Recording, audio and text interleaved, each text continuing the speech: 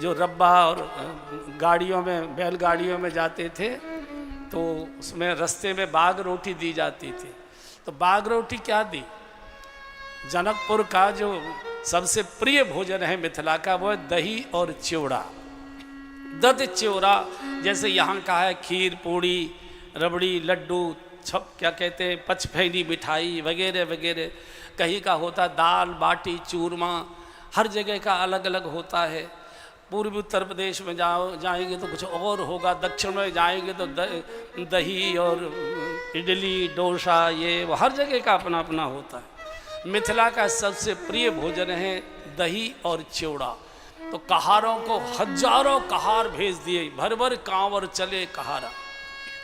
सीता जी को पता लग गया कि पापा जी ने दही चिवड़ा भेज दिया बारातियों को।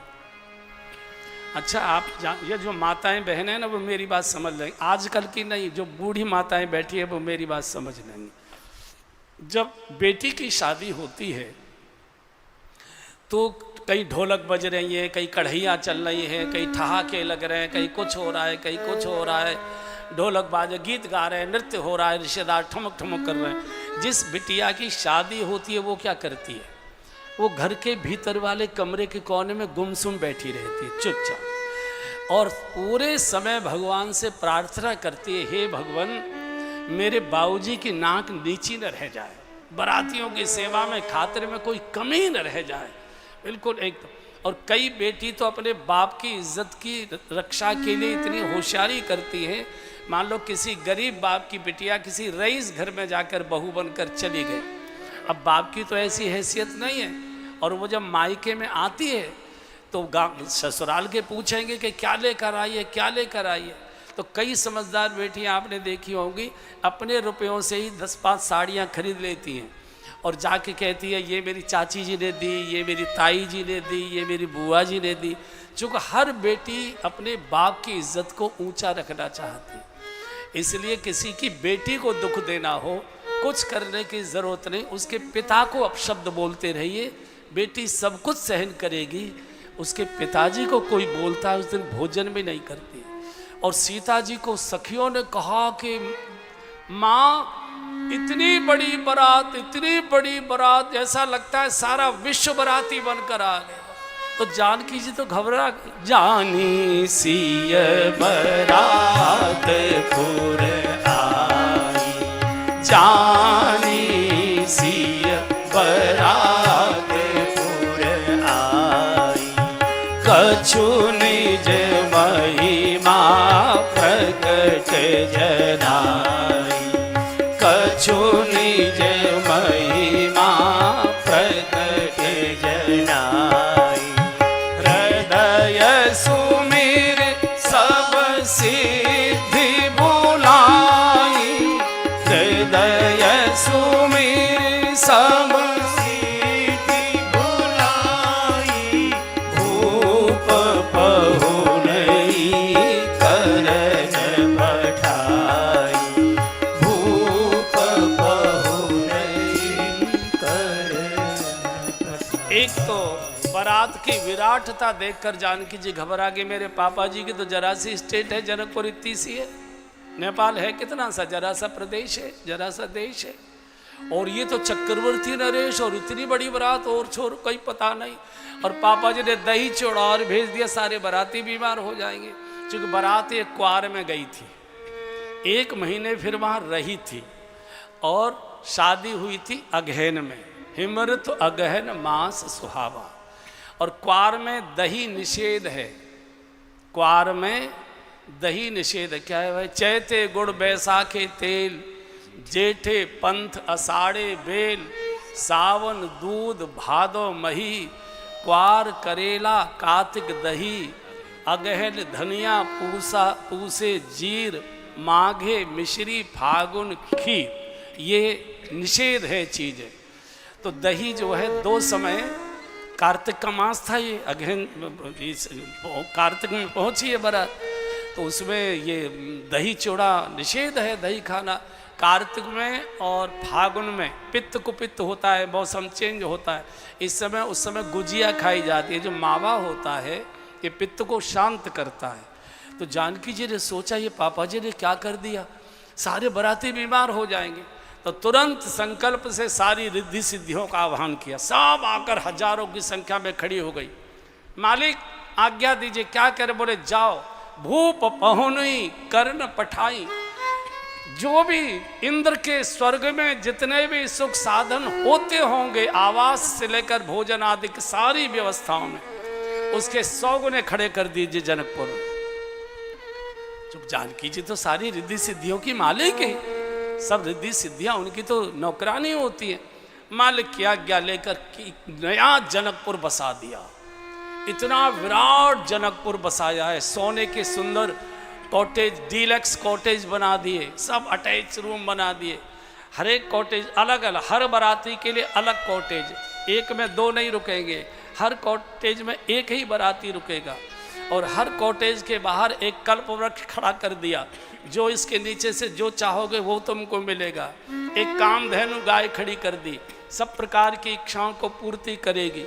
एक नया जनकपुर, नया जब बाराती आए तो बाराती देखकर दंग रह गई। ये जनकपुर तो पिद्दी सी स्टेट है, इसकी तो कोई हैसियत नहीं। हम तो चक्रवर्ती नरेश अयोध्या की राजधानी से आए हैं, इतना बड़ा वैभव है अवध के अंदर, और वहाँ तो अवध तो इसके सामने कुछ नहीं दिखाई दे रहा है। ओहो, बाराती एकदम दंग रह गए। निज निज बास बिलो की बाराती, निज निज बास बिलो की बाराती, सुर सुख सकल सुलभ सर्वभाति, सुर सुख सकल सुलभ सर्वभाति, विभव भेद कछु को न जाना, विभव भेद कछु को न जाना, सकल जनक कर करही बखाना, सकल जनक कर करही बखाना। कोई समझ नहीं पाया क्या, और सब बाराती कर एक दूसरे का कॉटेज देखे जा रहे, तेरा कैसा है, तेरा कैसा है, तेरा कैसा है, तेरा कैसा है, सबके एक जैसे। भाई कमाल का, जरासी स्टेट का राजा, इतना वैभव संपन्न, सब लोग जनक जी की प्रशंसा कर रहे थे। लेकिन भगवान नहीं समझ पाए। सिय महिमा रघुनायक जानी, सिय महिमा रघुनायक जानी, हर्ष हृदय हेतु पहचानी, हर्ष हृदय हेतु पहचानी। ये महिमा केवल भगवान श्री राम जान पाए। ये तो किशोरी जी की कृपा है, ये तो श्री जानकी जी का वैभव है। सब बारातियों को समाचार दिया गया कि इसका दुरुपयोग नहीं करना, इसका केवल सदुपयोग करना है। ये तो माया भी है, सब माया में फंस जाओगे नहीं तो। अगर इसका भोग किया तो सारे देवता मनुष्य रूप लेकर, जो महिलाएं थी, देवियां थी, वो तो बढ़िया श्रृंगार करके उधर चली गए, कन्या पक्ष की ओर चली गई। उन्होंने अपने अपने ठिया ठिकाने ढूंढ लिए सारे देव। अच्छा, 2 लोग बारात में बहुत जाते हैं, एक तो बूढ़े, एक बालक। इनको बारात में जाने का शौक होता है। बालक तो इसलिए जाते हैं कि वो देखते हैं कि शादी होती कैसे है, बारात होती कैसे। और बूढ़े इसलिए जाते हैं कि हमारे समय में ऐसी होती थी, अब कैसी होती है। आपने 2 ही लोग देखे होंगे, या तो बूढ़े जाएंगे या तो बारात में बालक जाने का शौक रखते। तो ब्रह्मा जी बुढ़ऊ, एक भी मुंह में दांत नहीं, लेकिन ब्राह्मण का वेश बनाए। सारे सारे देवताओं ने और ब्राह्मणों के वेश धारण कर लिए। तो जैसे ही जनकपुर का वैभव देखा, ब्रह्मा जी पागल हो गए। कभी इधर दौड़े, कभी इधर दौड़े, कभी इधर दौड़े, कभी इधर दौड़े। तो एक बूढ़ा व्यक्ति होगा, 80-85 साल का बूढ़ा, अपने घर के बाहर सोने के लोटे में जल लेकर और चांदी की दतुन कर रहा था, चांदी की दतुन से दतुन कर रहा था। तो ब्रह्मा जी पहुँचे, क्यों जी, आप कोई राज्य के मंत्री वगैरह हैं क्या? चूँकि आपका वैभव देखकर लग रहा है कि आप कोई न कोई मंत्री होंगे। नहीं सरकार, मैं तो स्वपच हूँ, मैं तो मेहतर हूँ, मैं तो जनकपुर का स्वपच हूँ। चक्कर आ गया ब्रह्मा जी को। जिस राज्य का स्वपच इतना वैभवशाली, उस राज्य का राजा कितना वैभवशाली। अरे बाबा, जगन माता बैठी तो पागलों की तरह कभी इधर। तो शंकर जी ने पूछा, बड़ाऊ क्या हो गया, कुछ परेशान दिख रहा? शंकर जी, ऐसा लगता है कोई नया ब्रह्मा पैदा हो गया, कोई नया ब्रह्मा पैदा हो गया। क्यों? बोले मेरी कोई रचना दिखाई नहीं दे रही है। तो शंकर जी ने नाक पकड़ी, बोले बुढ़ऊ हर जगह अपना दिमाग मत चलाया कर, तुम्हारी रचना कहाँ से आ जाएगी? अभी माता पिता की शादी नहीं हुई और बच्चा अपनी रचना देखने लग जाए, हैं? ऐसे कैसे हो जाए? बिल्कुल ऐसा हो गया जैसे किसी 3-3.5 साल के बच्चे को अपनी मम्मी पापा की शादी की एल्बम मिल जाए, फोटो की जो होती है एल्बम, और वो एक एक फोटो देखे पलट पलट के, ओ मेरी खूबसूरत सी मम्मी कैसी गुजरिया बनी बैठी है, वो मेरे पापा देखो ना पगड़ी बांधे कैसे लग रहे। और पूरी पलटे दादा भी दिखाई दे रहे हैं, ताऊ जी भी दिखाई दे रहे हैं, चाचा भी दिखाई दे रहे हैं, बाकी बहुत सारे। और पूरी फाइल देखकर उसको अपना फोटो नहीं दिखाई देता, तो वो पटकता है, चिल्लाता है, रोता है, मम्मी मम्मी। माँ दौड़ती है चौके से, क्या बात है बबलू क्यों रोते? बोले आपने पापा ने इतने बढ़िया बढ़िया फोटो खिंचवा लिए, मेरा फोटो क्यों नहीं खिंचवाया, मेरा फोटो। हम माँ कैसे समझाए, तेरा तो फोटो खिंच ही नहीं सकता था उसको, तू तो था ही नहीं, है तो हमारी शादी की। बिल्कुल ठीक ब्रह्मा जी की वही स्थिति हो रही है। शंकर जी ने समझाया है, बुढ़ऊ ये किनकी शादी है? जिन कर नाम लेत जग माही, जिन कर नाम लेत जग माही, सकल अमंगल मूल सारी, सकल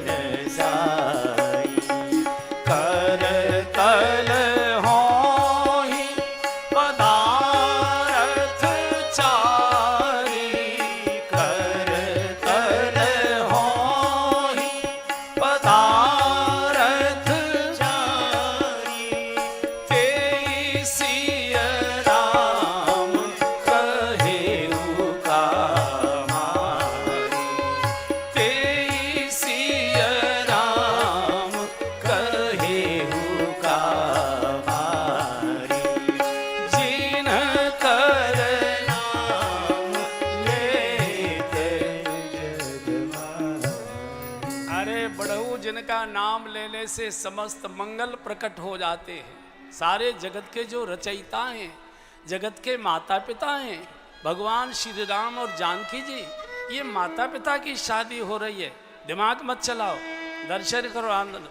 शिव समझाए देव सब और जन आचरज भुलाओ, हृदय विचारहु धीर धरी, ये तो सिय रघुवीर विवाह। अपना मस्तिष्क बंद लगाओ, मन समेत जय जानन बानी, तरक न सके सकल अनुमान। इसे तो वही जान सकता, सोई जानहि जेहि देहु जनाई, सोई जानहि जेहि देहु जनाई, जानत तुमहि तुमहि होई जाई, जान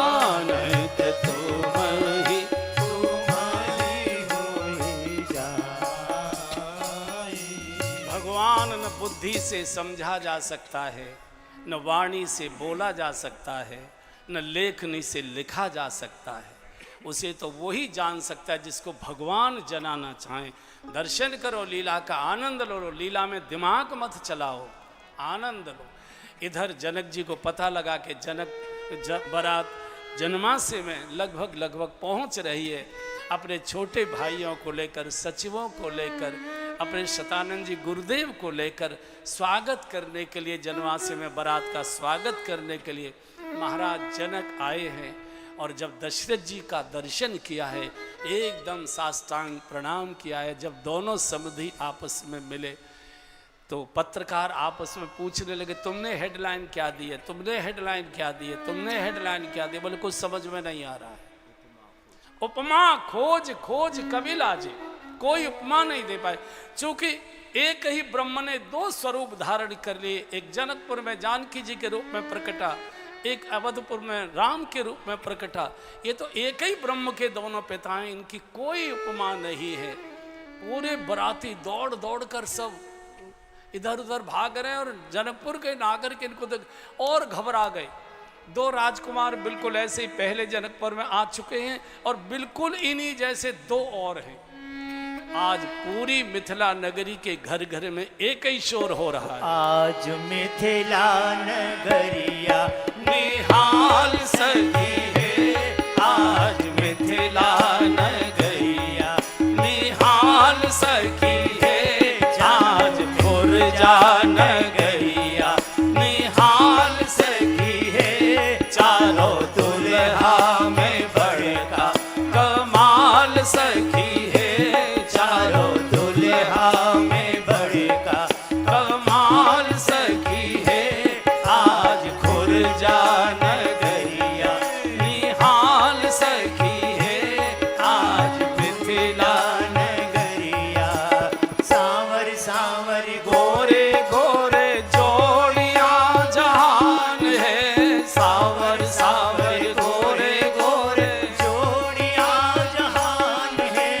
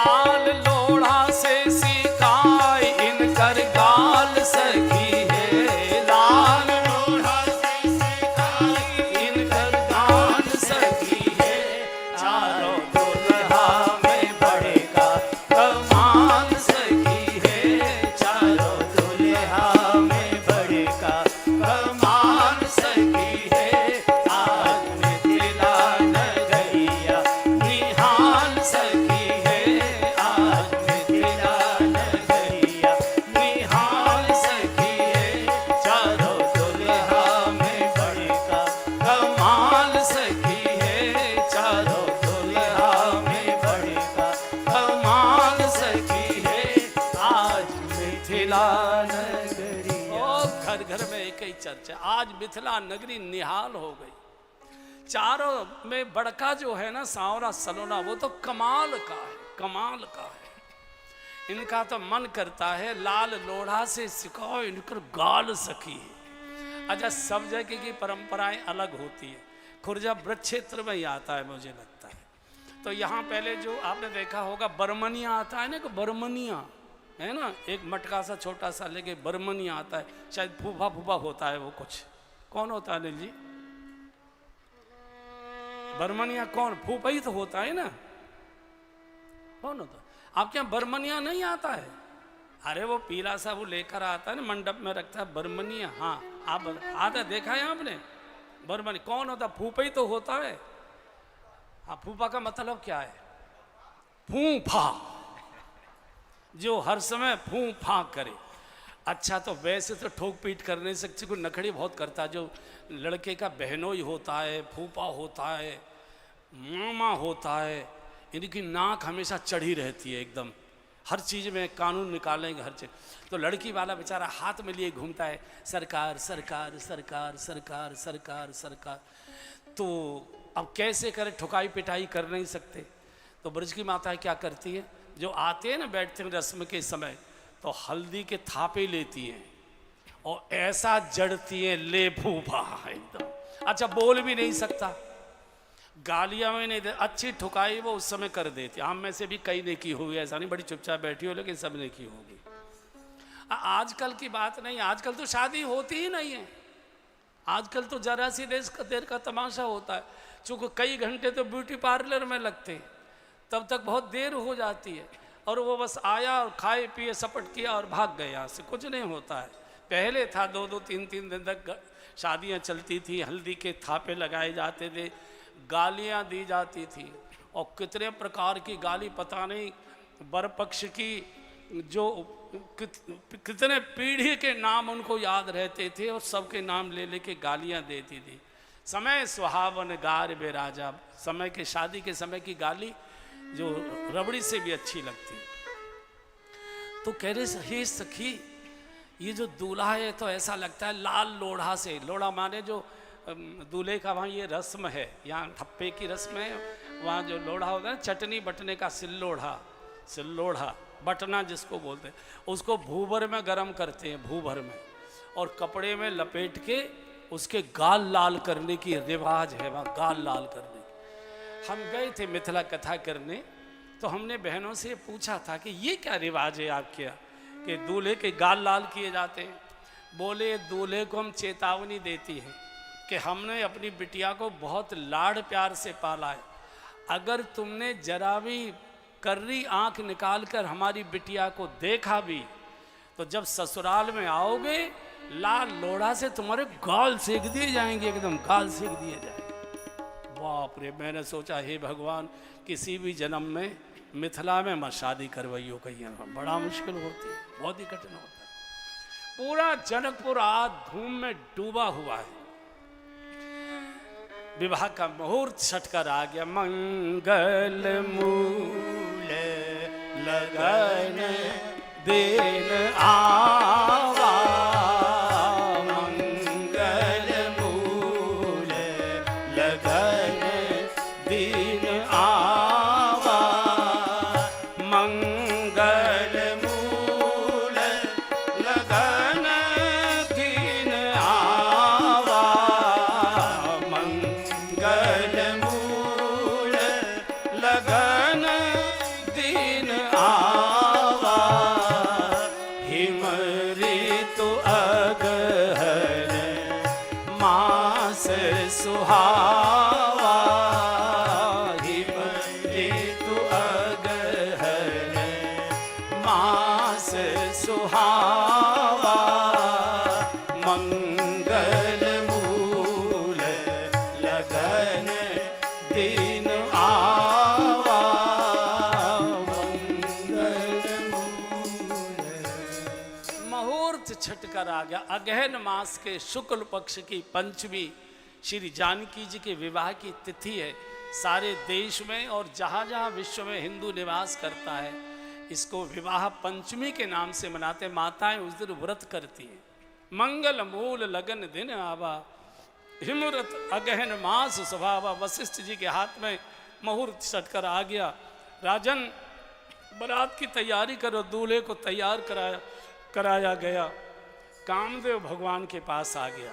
कामदेव ने हाथ जोड़कर कहा, प्रभु, संसारी दूल्हा मेरे ऊपर सवारी करता है, बहुत संकोच मुझे लगता है। मैं चाहता हूँ कि आप मेरे सवारी करें, मेरे जीवन की डोर आप अपने हाथ में लें, फिर आपका ये घोड़ा आप जिधर चाहें उधर चलाएं। कामदेव आज स्वयं घोड़े का रूप लेकर उपस्थित हैं। सब बाराती अपने अपने वस्त्र, शादी के समय के बहुत दिनों पहले से ही तैयारी की जाती है। ये ड्रेस, ये परफ्यूम, ये वगैरह वगैरह, पूरी बारात की तैयारी। और जब यहाँ से बारात चढ़ना प्रारंभ हुई और जैसे ही जय तुरंग पर राम विराजे, गति विलोक खगनायक लाजे।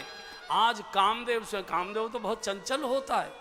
आज तो गरुड़ जी भी लज्जा अनुभव कर रहे हैं। इतना छनपना घोड़ा, इतनी तेज उसकी गति, इतनी उछाल है, नृत्य। और ये पूरी जनकपुरी पुरुष सड़कों पर खड़े कतारबद्ध इस बारात का दर्शन करें।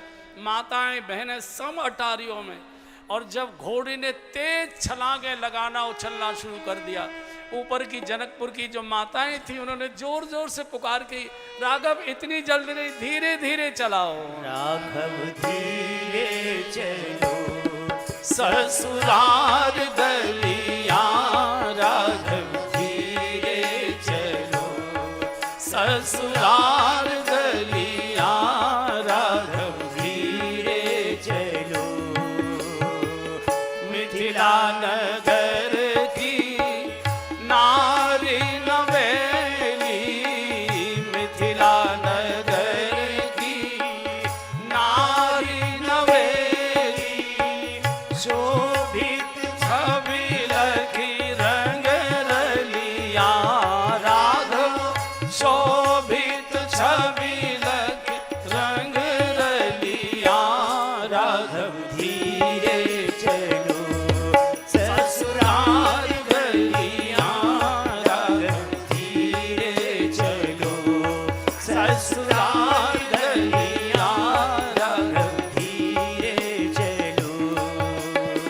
पियन उपरना कानन कुंडल, पियर उपरना कानन कुंडल, लटकत माथे मोर लरिया, राघव लटकत माथे मोर लरिया, राघव धीरे चलो, ससुराल गलियां, राघव धीरे सब गाइयो, ससुराल गलियां, राघव धीरे चलो। तुम ही बिलोकिन नजर लगावे, तुम ही बिलोकिन नजर लगावे, खुर्जा नगर की ये शुभ अलिया, राघव खुर्जा नगर की ये शुभ अलिया, राघव धीरे चलो, ससुराल गलियां, राघव धीरे चलो, ससुराल गलियां, राघव धीरे चलो, राघव धीरे चलो, राघव धीरे चलो। ये दूल्हा दुल्हन के लिए आचार संहिता है। अपनी अपनी ससुराल में, दूल्हा अपनी ससुराल में और दुल्हन अपनी ससुराल में धीरे चले, धीरे बोलें और धीरे खाएं। स्वर्ग की जरूरत नहीं है, स्वर्ग आंगन में ही अवतरित हो जाएगा। लेकिन शादी के समय तो बड़ी अचक अचक चाल चलती हैं सब। 2-3 महिलाएं इधर से पकड़ेंगी, 2-3 इधर से पकड़ेंगी और अचक अचक धरती को लग न जाए। और शादी के 6 महीने बाद देखो कैसी धम्म चाल होती है एकदम। ऐसा लगता है कि लेंटर गिरा का एकदम धमाधम धमाधम धमा। अच्छा, और शादी के समय बहू आती है ना, तो बूढ़ी बूढ़ी माता जब नाम पूछती है कितना धीरे से बताएगी, कितना सुनीता सुनीता कहेगी। और 6-8 महीने के बाद पूरे मोहल्ले वाले सुने, राघव धीरे चलो ससुराल गलियां, वर अपनी ससुराल में धीरे बोले धीरे खाए धीरे चले, और बिटिया अपनी ससुराल में धीरे बोले धीरे खाए धीरे चले। स्वर्ग जीवित को मिलेगा, मरने के बाद किसी को स्वर्ग नहीं मिलता, जो है सो जीवित को ही होता है। ऊपर से मांग करने, राघव ये मोर हटाइए मोर हटाइए, मुखमंडल दर्शन करने दीजिए। दूल्हा के सामने एक लड़ियां रहती है ना, क्यों रहती है? नजर न लग जाए, पूरा चेहरा एकदम न दिखाई दे। ऊपर से शोर मचा, राघव चेहरा ऊपर करिए, तो भगवान ने वो लड़ियां ऐसे हटा के ऊपर किया। ओहो, प्रभु का रूप सौंदर्य देखकर मूर्छित हो कर गिर पड़े। भगवान आगे बढ़े, घोड़े को आगे किटकिट किया तो रोने लगी जोर से। भगवान ने कहा रो क्यों रही हो? बोले हमको भी साथ लेकर चलो, हमने तो अपना मन आपके ऊपर अर्पित कर दिया, बिना मन के तन का यहाँ का क्या करेंगे? या तो साथ लेकर चलो, नहीं तुम्हारा नाम लेकर हम आत्महत्या कर लेंगे, हम तुम्हारे बिना नहीं रह पाएंगे।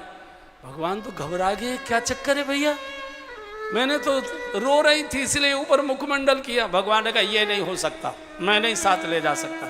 बोले तो हम आत्महत्या कर दिए। भगवान ने कहा आत्महत्या की धमकी मत दो, क्या करें? बोले कुछ दिन प्रतीक्षा करो।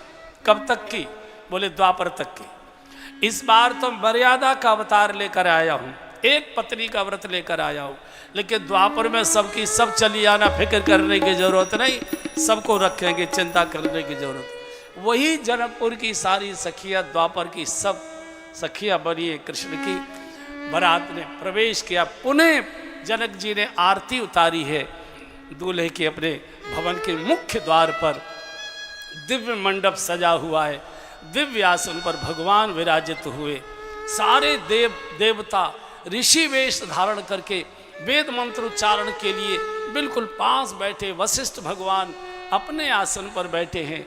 जनक और सुनैना जी, आज सुनैना कितनी सुंदर लग रही। आज हरे रंग की सुनैना जी ने साड़ी पहनी है, हरियाली साड़ी पहनी।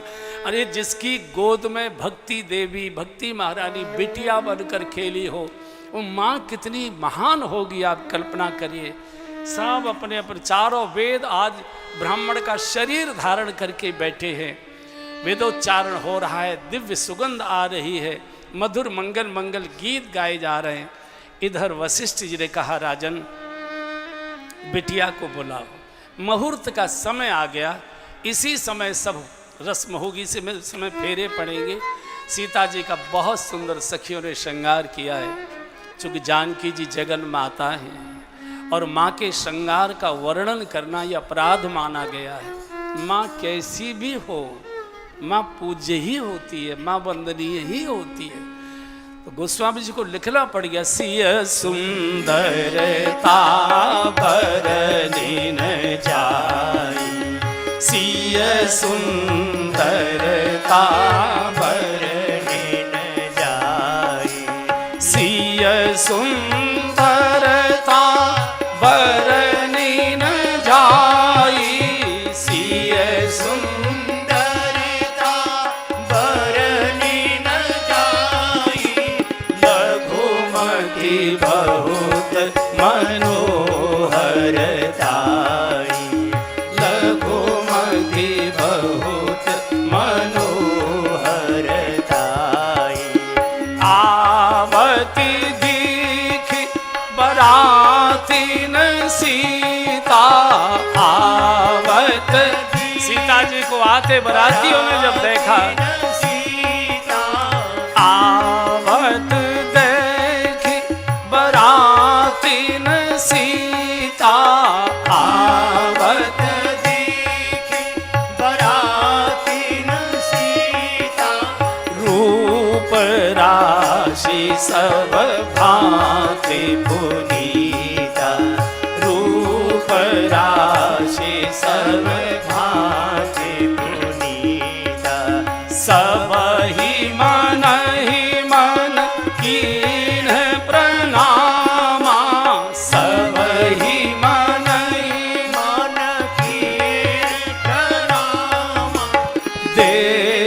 राम भय पूरन कामा, देखे राम भय पूरन कामा।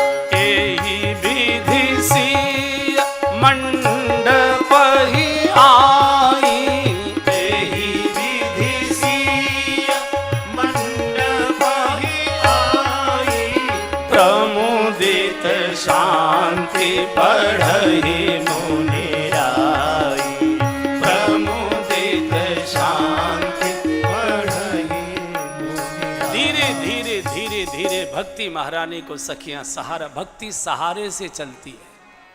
किसी गुरु और आचार्य के सहारे से ही भक्ति जीवन में आगे प्रगति करती है, आगे बढ़ती है। ज्ञान स्वतंत्र भी बढ़ सकता है। ज्ञान वृक्ष का प्रतीक है। वृक्ष को थोड़े दिन सहारा चाहिए, फिर वृक्ष अपना आंधी तूफान में भी खड़ा रहता है। लेकिन बेल भक्ति लता की प्रतीक है, और लता को हमेशा ऊपर उठाए रखने के लिए कोई न कोई सहारा चाहिए। झाड़ी का, बांस का, रस्सी का, दीवाल का, कोई न कोई सहारा चाहिए। और भक्ति जीवन में धीरे धीरे ही बढ़नी चाहिए। आरंभ गुरवी क्षयणी क्रमेण, लघ्वी पुरा वृद्धिमती च पश्चात, दिनस्य पूर्वार्ध परार्ध भिन्ना, क्षाएव मैत्री खलु सज्जनाना। भक्ति धीरे धीरे बढ़े, धीरे धीरे बढ़े, भक्ति धीरे धीरे विकसित होती है। तो आज सीता जी के वर्णन को गोस्वामी जी ने मौन हो गए।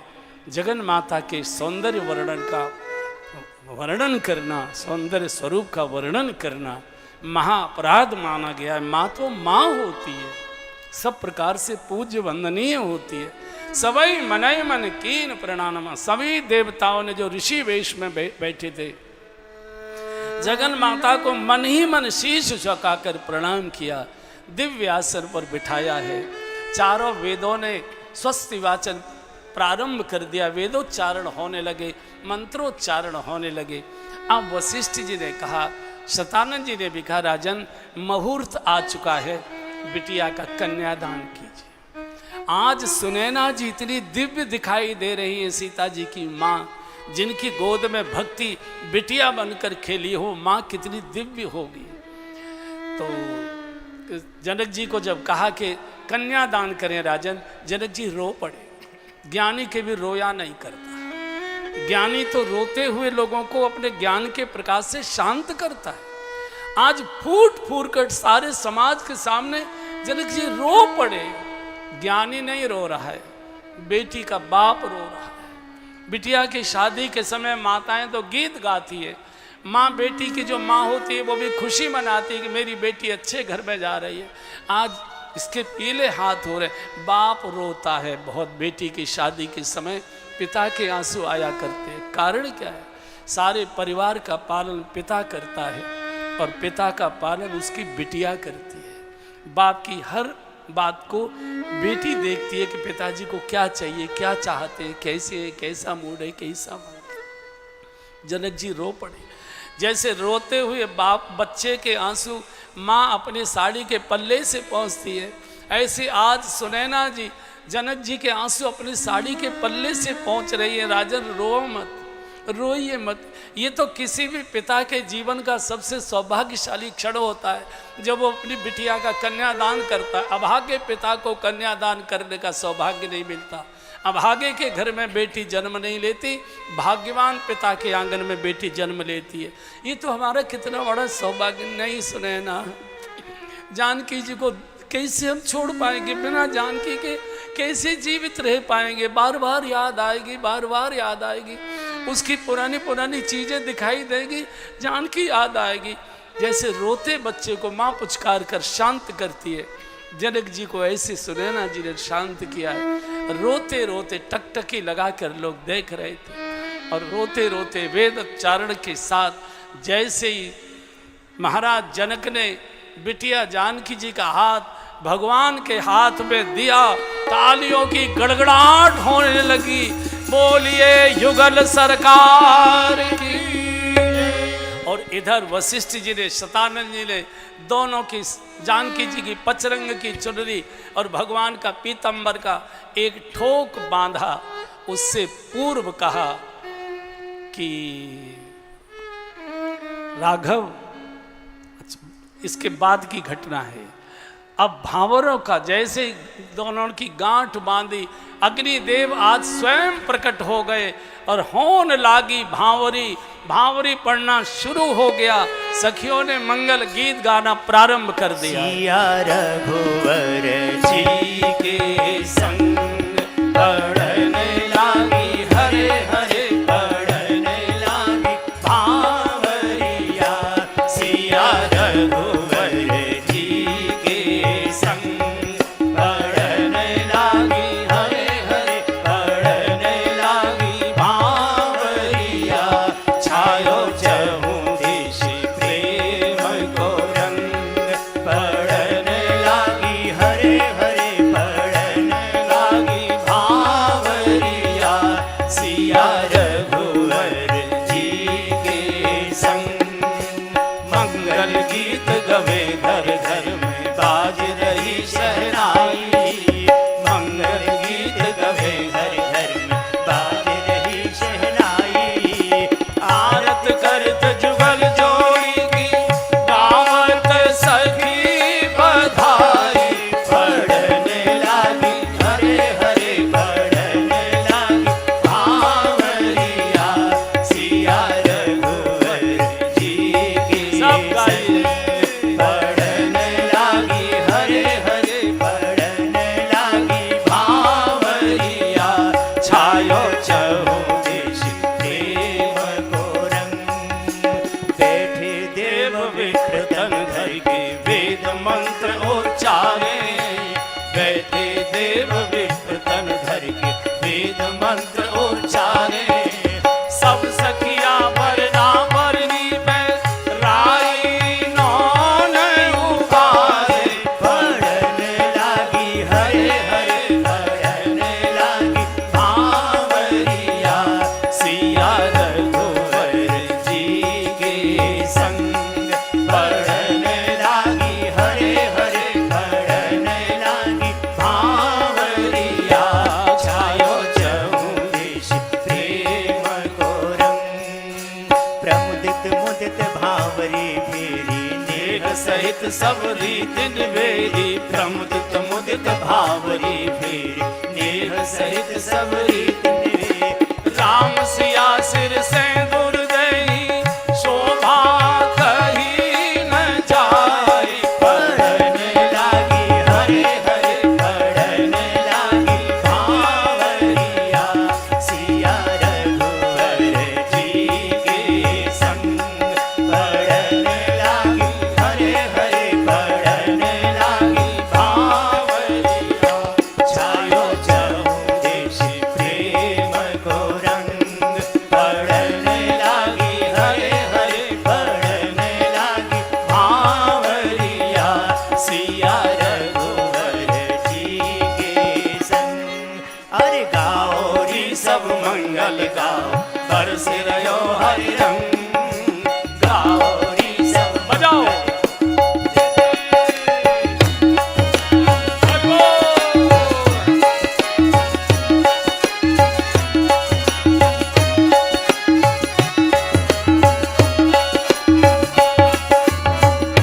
जय हो।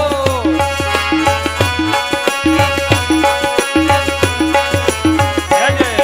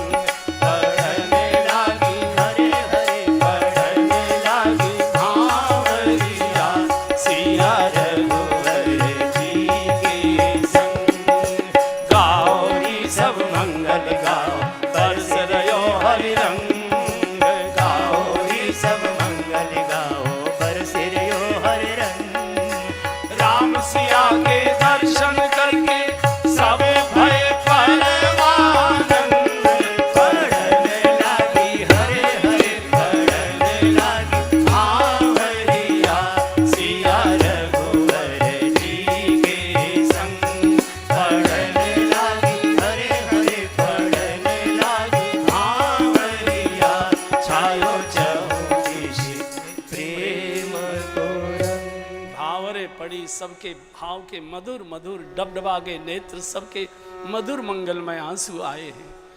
कोई भी माता पिता बहुत गदगद होते हैं जब उसकी बेटी का कन्यादान का समय होता है। और भावने पढ़ने के बाद राम सिया सिर सेंदूर दे, पति पत्नी की मांग भरता है सारे समाज के सामने। ये मंडप की रस्म होती है, मंडप के सारा समाज बैठा हुआ है, कन्या पक्ष और वर पक्ष का सब नातेदार रिश्तेदार बैठे।